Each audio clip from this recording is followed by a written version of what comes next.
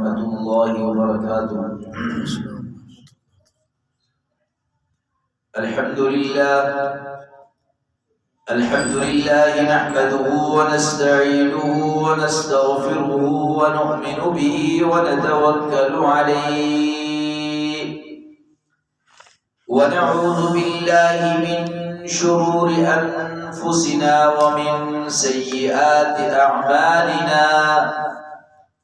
من يهده الله فلا مضل له ومن يضلله فلا هادي له. وأشهد أن لا إله إلا الله وحده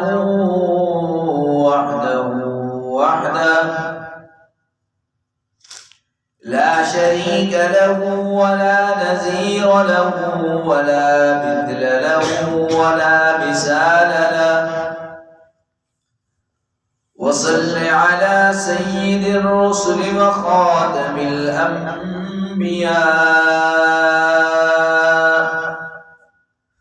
وعلى آله وأصحابه وآل بيته واتباعه أجمعين.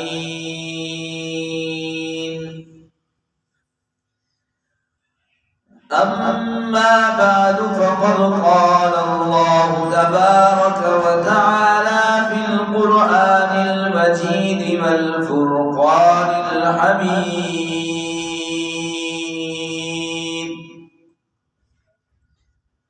أعوذ بالله من الشيطان الرجيم. بسم الله الرحمن الرحيم.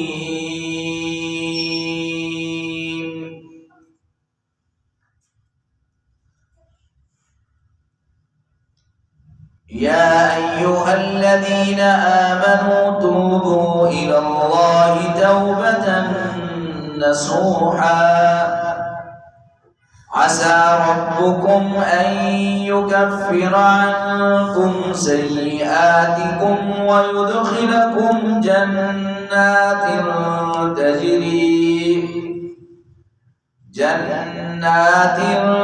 تجري من تحتها الأنهار. وقال النبي صلى الله تعالى عليه وسلم: إن للشيطان كهلا ونعوقا ونشوقا، وأما كهله فالنوم، وأما نشوقه فالغضب، وأما نعوقه فالكذب، أو كما قال عليه الصلاة والسلام.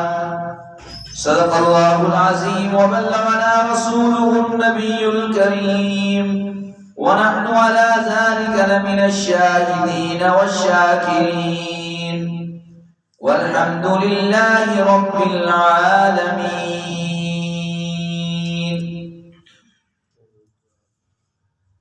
واجب الاحترام برادران اسلام،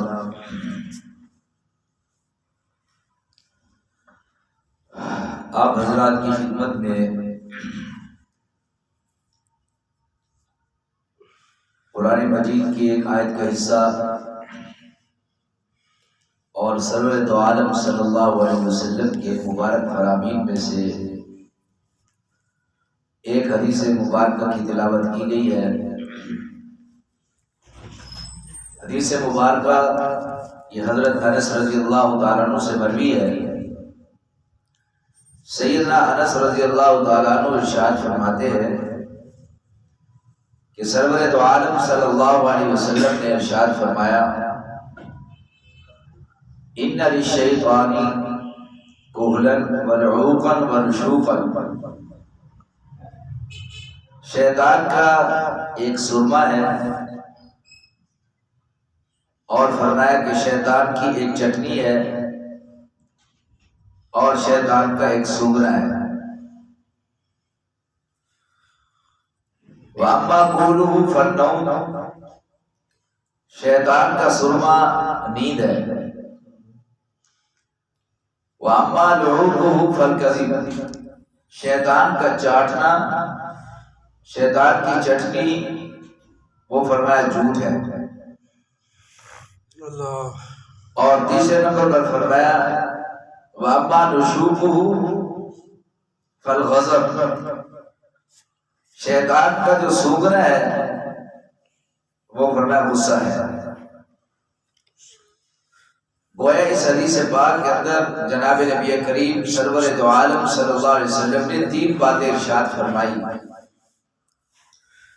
ایک بات تو آپ صلی اللہ علیہ وسلم نے ارشاد فرمائی کہ شیطان کا نشوب کیا ہے، شیطان کا سونگنا کیا ہے، جس سے شیطان جس چیز کو سونگ کر، جس کی خوشبو محسوس کر کے شیطان بہت خوش ہوتا ہے، وہ فرمایا کہ غصہ ہے. کہ جب کوئی انسان غصے ہو رہا ہوتا ہے، اس کی حالت بگڑی ہوتی ہے، وہ گالی دے رہا ہوتا ہے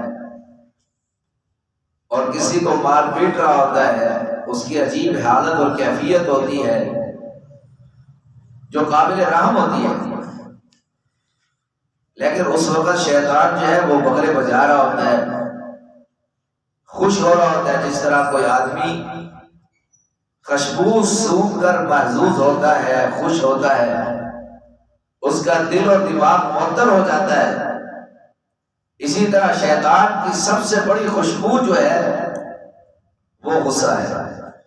کہ جب کسی کو غصہ آ رہا ہوتا ہے، شیطان اس وقت بہت ہی محظوظ ہو رہا ہوتا ہے اور خوش ہو رہا ہوتا ہے. جس طرح انسان خوشبو، اچھی خوشبو، اچھی کوالٹی کی خوشبو لگا کر خوش ہوتا ہے. حدیث پاک کے اندر حضور سرور دو عالم صلی اللہ علیہ وسلم نے غصے کا علاج فرمایا، غصے سے منع کیا ہے کہ انسان کنٹرول کرے، غصے کا گھونٹ پی جائے.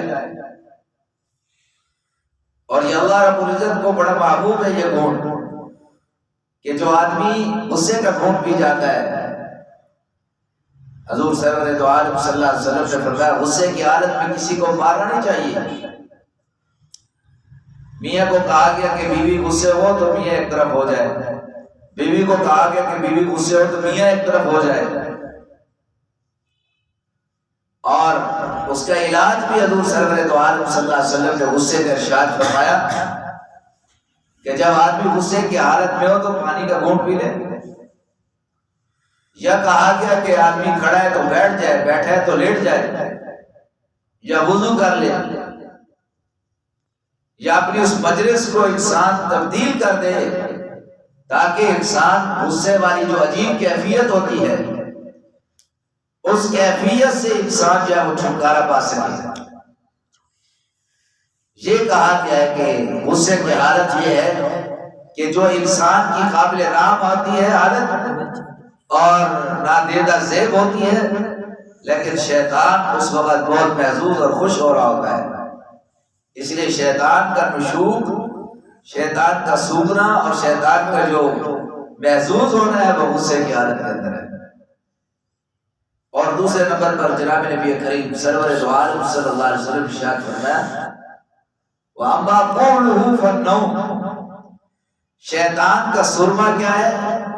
وہ فرمایا کہ نیند ہے. نیند یہ شیطان کا سرما ہے. جیسے انسان سرما لگا کر ایک خوبصورت محسوس ہوتا ہے، اچھا لگتا ہے کہ جب کوئی آدمی سویا ہوا ہو، بے وقت سویا ہو، بے جا سویا ہو، نماز قضا کر کے سویا ہوا ہے اور ایسے وقت میں سویا ہوا جس سے شریعت نے منع کیا ہے، اور حقوق ادا کرنے ہیں، لوگ اس کے انتظار میں کھڑے اور یہ آرام سے مزے لے کے سویا ہوا ہے. شرابیں پی کے سو جاتے ہیں لوگ، چرس پی کے سو جاتے ہیں، بھانگا فیم پی کے سو جاتے ہیں، گولیاں کھا کے سو جاتے ہیں، نشاور، لمبی نیند، اور لوگ ان کے انتظار میں ہوتے ہیں، حقوق کی ادائیگی نہیں ہوتی. تو جب یہ سویا ہوا ہوتا ہے لوگ تنگ ہو رہے ہوتے ہیں، اللہ کے حقوق ادا نہیں ہو رہے، اللہ کے نبی اور اسی طرح اللہ کے بندوں کے حقوق ادا نہیں ہو رہے، تو جب انسان اس حالت میں سوئے اور ہوتا ہے تو شیطان کو وہ انسان ایسے خوبصورت لگ رہا ہوتا ہے جیسے کوئی سرما ڈال کے سوئے ہو. وہ شیطان کا سرما ہے. شیطان اس حالت کو بہت پسند کرتا ہے. ورنہ نیند شریعت میں منع نہیں کیا گیا. اللہ رب العزت نے وجعل اللیل لباسا، اللہ نے رات کو انسان کے لیے آرام کے لیے بنایا، لباس بنایا کہ انسان رات کو سو جائے. جناب نبی کریم سرور دو عالم صلی اللہ علیہ وسلم رات کو سو جایا کرتے تھے. کسی کے عشاء کے بعد کوئی کلام نہیں، سو جایا کرتے تھے تاکہ صبح اٹھنے میں مدد ہو جائے. حضور سرور دو عالم صلی اللہ علیہ وسلم زبیر کو سویا کرتے تھے، قیلولہ فرماتے تھے. قیلولہ فرماتے تاکہ رات کو حضور فرماتے جاگنے میں مدد ملے تمہیں کہ اللہ کے سامنے تم رو دو سکو، اللہ کے سامنے رو سکو.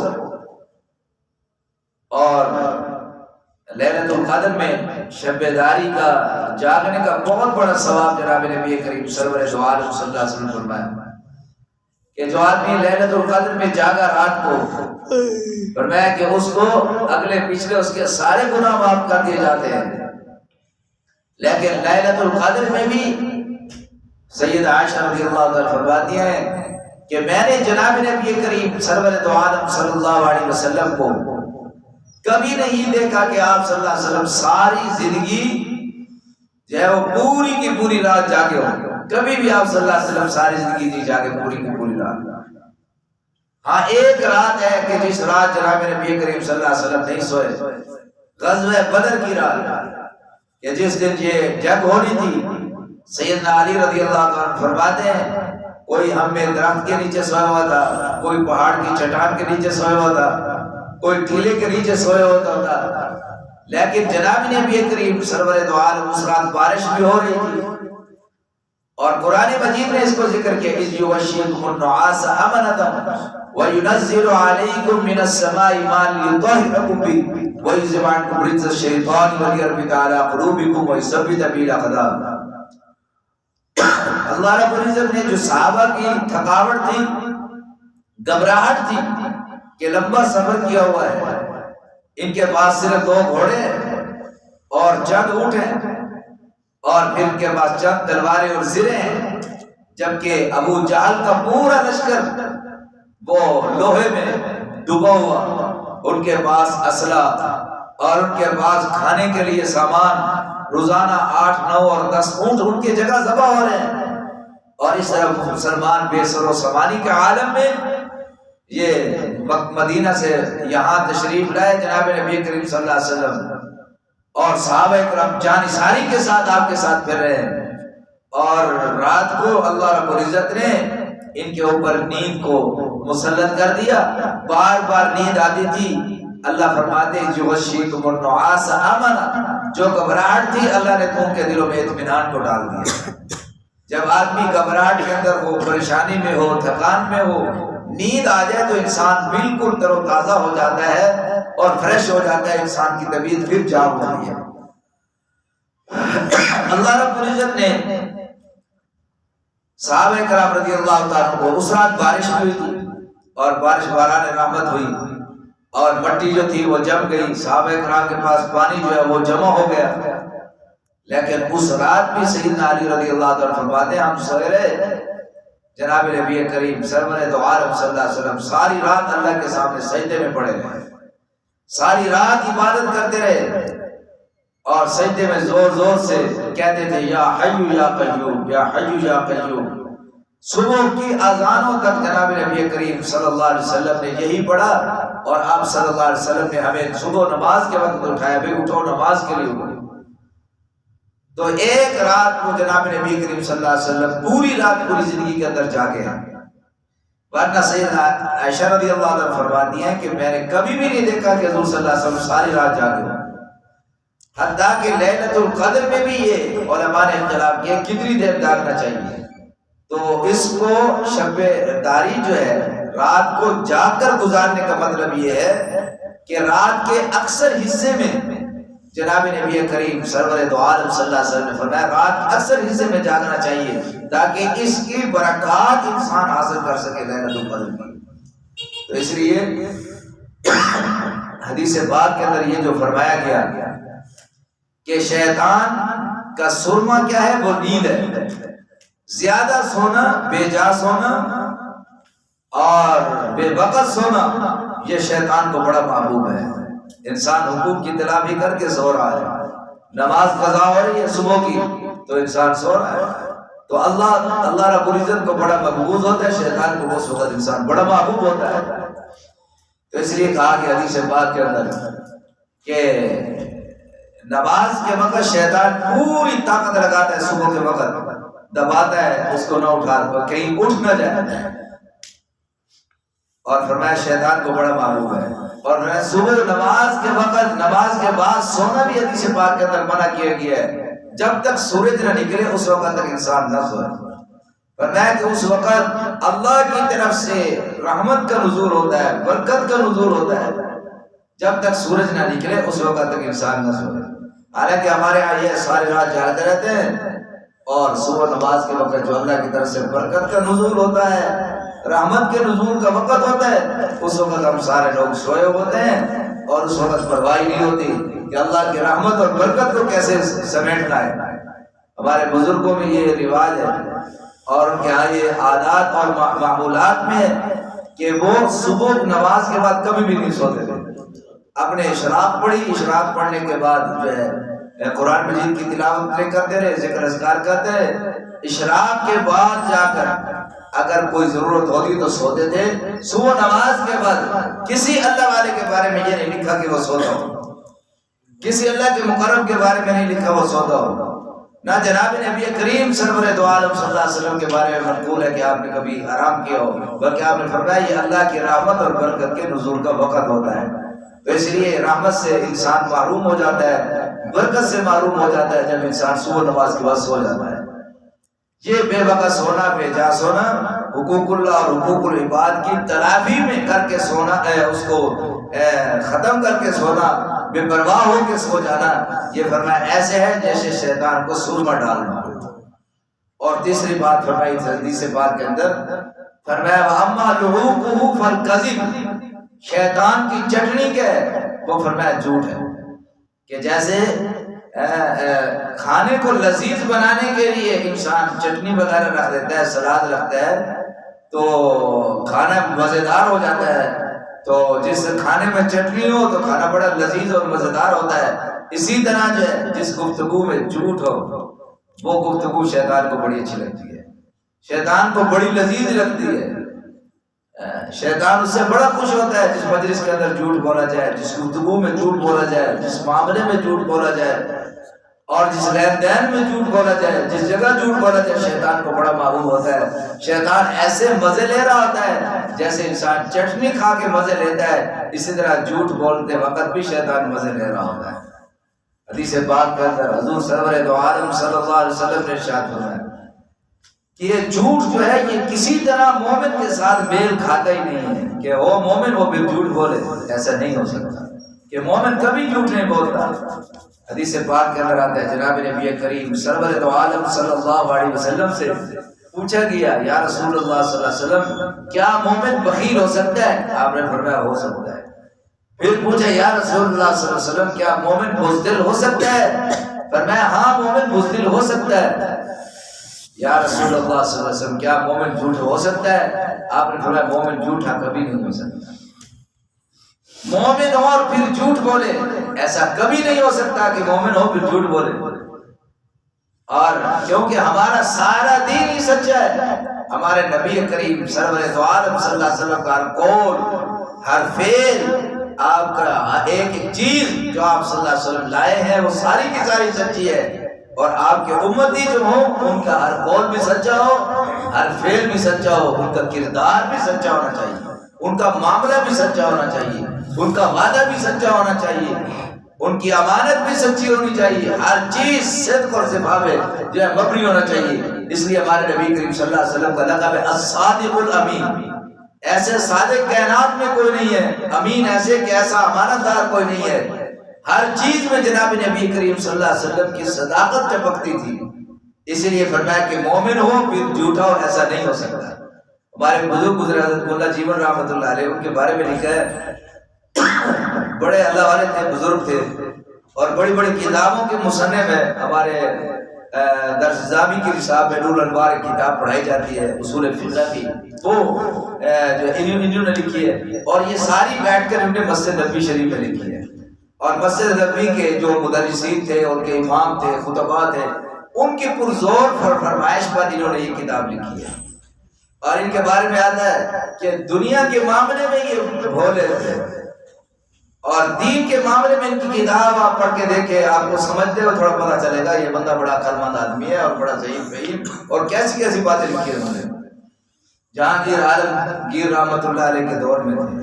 ہم دین کے معاملے میں بڑے بھولے ہیں اور دنیا کے معاملے میں بڑے تیز لوگ ہیں. وہ دنیا میں بھولے تھے اور دین کے معاملے میں بہت تیز آدمی ہیں. آخرت کے معاملے میں بڑے تیز تھے. ان کے بارے میں آتے بچے پڑھتے تھے ان سے. ایک دن بچوں نے کہا کہ ہم کسی طریقے چھٹی منائیں کسی طریقے پر. تو استادوں کو چکر دے. ایک دن انہوں نے کہا کہ استاد جی یہ جو ہماری مسجد ہے یہ بادشاہ کی طرف سے آرڈر آیا ہے کہ یہ جمنا جو دریا ہے اس کا پل اٹھا کر جو ہے وہ دوسری جگہ منتقل کر رہے ہیں حکومت والے. اس میں مسئلہ یہ ہم پریشان ہیں. بچے کہنے لگے استاد جی ہم پریشان ہیں کہ یہ پل جو ہے ہماری مسجد کے اوپر سے لے کے گزریں گے اور کہیں ایسا نہ ہو یہ پل گر جائے اور ہماری مسجد بھی ٹوٹ جائے اور ہم اندر بیٹھے ہوں پڑھ رہے ہوں ہم بھی مر جائیں سارے کے سارے. تو آپ جا کر بادشاہ سے بات کریں. بادشاہ جہانگیر عالمگیر کا دور تھا. تو استاد نے کہا یار یہ تو آپ نے بڑی عجیب بات سنا دی ہے کہ پل اٹھا رہے ہیں اور پل بھی مسجد کے اوپر سے لے جائے، مسجد گر جائے، پل گر جائے مسجد کے اوپر، یہ تو بڑا مسئلہ بنے گا. چلو میں جاتا ہوں بادشاہ سے بات کرتا ہوں. تو ملا جی میں نے کہا چلو جاؤ تمہیں تو آج چھٹی، میں جاتا ہوں بادشاہ سے بات کرتا ہوں. ملا جی تشریف لائے اور جا کر انہوں نے اندر جو ہے بادشاہ کے قریب جب پہنچے تو ان کے ایلچی ملا جی خیر ہے آج آپ صبح تشریف لائے. تو انہوں نے کہا بادشاہ سے میں نے بات کرنی ہے. انہوں نے کہا کیا خیر ہے کیا بات کرنی ہے؟ انہوں نے کہا جی بچے کہہ رہے تھے پڑھتے ہیں جو کہ یہ جمنا دریا کا جو پل ہے یہ وہاں سے اٹھا کے یہ جو ہے وہ دوسری طرف منتقل کر رہے ہیں، مسجد کے اوپر سے گزارے گا، مسجد تو گر جائے گی اگر پل گر گیا تو. تو انہوں نے کہا ملا جی آپ کیسی باتیں کر رہے ہیں، بچوں کے کہنے میں آپ لگ گئے. یہ کوئی ایسا ہو بھی سکتا ہے کہ پل کو آدمی وہاں سے اٹھا کے اور پھر مسجد کے اوپر سے کوئی لے جائے؟ کون ایسے پل کو منتقل کر سکتا؟ ایسا تو نہیں ہو سکتا. تو ملا جی رحمۃ اللہ علیہ نے اس وقت ایک جملہ ارشاد فرمایا جو آپ ذر سے لکھنے کا ہے. فرمایا کہ اور تو مجھے کوئی پتہ نہیں ہے کہ لے جائیں گے یا نہیں لے جائیں گے، اوپر سے گزرے گا یا نہیں گزرے گا، لیکن یہ مجھے یقین ہے کہ مسلمان کا بچہ اور جھوٹ بولے ایسا نہیں ہو سکتا. مسلمان کا بچہ ہو اور جھوٹ بولے ایسا کبھی نہیں ہو سکتا. ہم نے تو اپنے بچوں کو جھوٹ سے سکھایا بھی جھوٹ ہے. سارا بچوں کو جھوٹ سکھاتے ہیں، جھوٹ کھلاتے ہیں، جھوٹ پلاتے ہیں، سارا جھوٹ ہی جھوٹ. مجھے یہ یقین ہے کہ مسلمان کا بچہ کبھی جھوٹ نہیں بول سکتا. ایک عورت جناب نبی کریم سرور دو عالم صلی اللہ علیہ وسلم کے پاس تشریف لائی، حاضر ہوئی. اس نے کہا یار آپ سے کوئی بات پوچھنی ہوگی. اس نے اس کے ساتھ بچہ بھی تھا. اتنے میں اس نے کہا بچے کو بلایا، بچے ادھر تجھے میں چیز دینا چاہتی ہوں. اللہ اکبر. حضور صلی اللہ علیہ وسلم فرمایا کہ کیا تیرے پاس کوئی چیز ہے اس کو دینے کے لیے یا ویسے اس کو بلا رہی ہے؟ اس نے کہا یا رسول اللہ صلی اللہ علیہ وسلم میرے پاس چیز ہے کچھ دینے کے لیے، میں اس کو اس لیے بلا رہی ہوں. میں اگر تو اس کو ایسے بلاتی کہ میں تجھے چیز دیتی ہوں لیکن کوئی چیز نہ دیتی، یہ بھی تیرا جھوٹ میں شمار ہوگا. یہ جھوٹ کی بڑی دنیا کے ہر مذہب میں جھوٹ جو ہے وہ غلط ہے. ہر مذہب میں جھوٹ ہے، غلط ہے. اور جھوٹ کس کو کہتے ہیں؟ خلاف واقعہ کام، کہ آدمی کسی کو ٹالنے کے لیے کہہ دیتا ہے. جو کوئی آدمی کسی کا سر ہو جاتا ہے نا اس کو ٹھیک ہے جا یار تیرا کام کر دوں گا، تو جا تو صحیح ہے تو تیرا کام کر دوں گا. تو اب وہ خلاف واقعہ بات کر رہا ہوتا ہے. یہ بھی جھوٹ کے اندر شامل ہے. جو مومن سے بیل کبھی نہیں کھاتا. اور دنیا کا کوئی مذہب ایسا نہیں جس مذہب کے اندر جھوٹ بولنا جائز ہو. کوئی دنیا کا مذہب نہیں ہے. ایک مذہب ہے روافض کا، اہل تشیع حضرات، ان کے نزدیک مل ہے جو تقیہ ہے، وہ ان کو تقیہ اس کو ثواب سمجھتے ہیں. اوپر سے کچھ ہوتا ہے اندر سے کچھ ہوتا ہے. ان کے نزدیک جھوٹ بولنا بہت بڑا ثواب ہے. اس کو حقیقت بدا بھی کہتے ہیں. اور اس کو تقیہ بھی کہتے ہیں، تقیہ کی آڑ کے اندر اوپر سے کہنا ہم صحابہ کو مانتے ہیں، اندر سے صحابہ کے خلاف ایک بہت بغض کی ایک لہر دوڑا دینی۔ اسی طرح جو ہے قرآن مجید کے بارے میں کہہ دیتے ہیں لیکن قرآن کو مانتے نہیں ہیں۔ تو اس لیے تقیہ ان کے نزدیک ایک اور مذہب ہے جن کے نزدیک یہ ہے جھوٹ بولنا جائز ہے، ورنہ حضور سرور تو عالم صلی اللہ علیہ وسلم تشریف لائے تو اس وقت بھی مشرکین میں ساری برائیاں پائی جاتی تھی لیکن ان کے اندر بھی جھوٹ نہیں پایا جاتا، جھوٹ ان میں کوئی نہیں بولتا تھا، جھوٹ کو وہ بھی برا سمجھتے تھے۔ تو جناب نبی کریم سرور تو عالم صلی اللہ علیہ وسلم نے ہمیں سچ بولنے کو کہا ہے۔ حضرت عائشہ رضی اللہ عنہا فرماتی ہیں کہ مجھے دلہن بنایا جا رہا تھا اور جیسے دلہن کو لوگ سجاتے ہیں تو حضرت اسماء بنت عمیس رضی اللہ تعالیٰ عنہ جو حضرت جعفر طیار رضی اللہ تعالیٰ عنہ کی بیوی تھی، اس وقت ان کے نکاح میں تھی، اور یہ حضرت علی رضی اللہ تعالیٰ عنہ کے بھائی ہیں، حضور صلی اللہ علیہ وسلم کے یہ چچا زاد بھائی تھے، تو ان کی یہ گھر والی ہیں، ان کے ذمہ یہ سارا تھا، وہ دلہن بنا رہے تھے عائشہ رضی اللہ تعالیٰ۔ تو اس وقت جو ہے اس دور کی طرح دلہن تو نہیں تھی، دنیا کا سارا کام اس کو لگا دینا، سادہ سودہ ہوتا تھا سسٹم۔